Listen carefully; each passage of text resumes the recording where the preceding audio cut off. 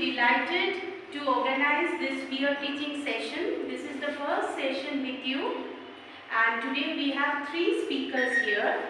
Our first speaker is Shushnata Gupta of semester 1. Shushnata, please come here. You introduce your topic and you may start. Good morning everyone, I am Shushnata Gupta from semester 1 and my topic for today's peer teaching is crows fall by Dept. So, probably you all have heard about crow, very common animal, we see it everywhere. So reference, first of all I would like to give you a reference of horror movies. We see crows there, maximum time we see crows there because they are associated with ghosts, spirits, and we know that the presence of them is something negative. So may I have the next slide? Okay, so before I go inside the topic actually, I would like to introduce Ted Hughes. So as you can see, Ted Hughes is a British poet. He was a British laureate. So from 1984 until his death in 1998. So he had a significant influence on contemporary poetry, often exploring the themes of nature, mythology and human psychology or something. But his most important focus was on animals. His concept of anthropomorphy was very significant. So I would like to say this, that what is the difference between anthropomorphy and personification? Anyone else? So anthropomorphy is when we are comparing animal characteristics to human characteristics. But personification is when we are comparing some inanimate objects with humans. So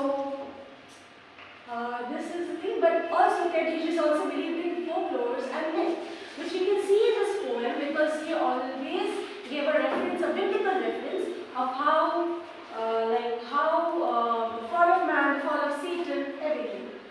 So next slide please. So you can see the themes in Crow's Fall, darkness and transformation.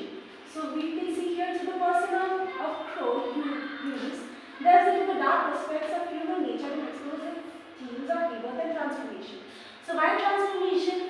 As we have heard about the fall of Satan, we know that Lucifer was the brightest of angels that God has created. But when Lucifer actually rebelled against God overthrew him, he was casted into hell, and his beauty was snatched. He was ugly. That's a transformation. It's a negative transformation, but it's a transformation.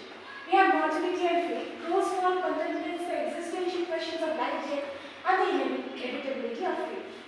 I think it was in the fate of the crow that it was white. It has to be black someday because it was that evil. So I think it is fate is inevitable. It's something which we cannot avoid. If something has to happen, if something is in our destiny, it will happen. Next is power and mythology. You all know about this, that we just gave a biblical reference about the fall of man, the fall of Satan, everything on the crow, about the crow, that how crow tried to attack the sun, then he came back black. So I think that's a huge reference of a biblical reference of how Satan actually rebelled against God and then he became Satan, that is like an ugly demon or something like that. So the next slide please. So as you can see the thought box, as I mentioned before, biblical reference of the fall of Satan. And then Crow's first lesson. It's an allegorical poem that delves into the dark aspects of human nature. So Crow teaches us about the destructive potential within us all. So as we see in the poem, that Crow, we all know this line, when Crow was white, he decided that the sun was too white. So we have that instinct in us that yes, we have to destruct everything which is more superior to us, so that we can live in equality. So I think that's what Crow actually, the poem actually wants to, say or tell this. So Crow's fall, of course. So he falls, the fall of Saturn, the fall of man, everything. So symbolism and imagery in Crow's Fall. So as you can see that the black crow appears frequently in Crow's Fall as a symbol of nature's unpredictability and the dark quality of humanity. It represents Satan, who was previously Lucifer, the brightest of all angels created by God. I have already mentioned it before. So Lucifer was arrogant and hubristic. Hubristic is someone who is very around it.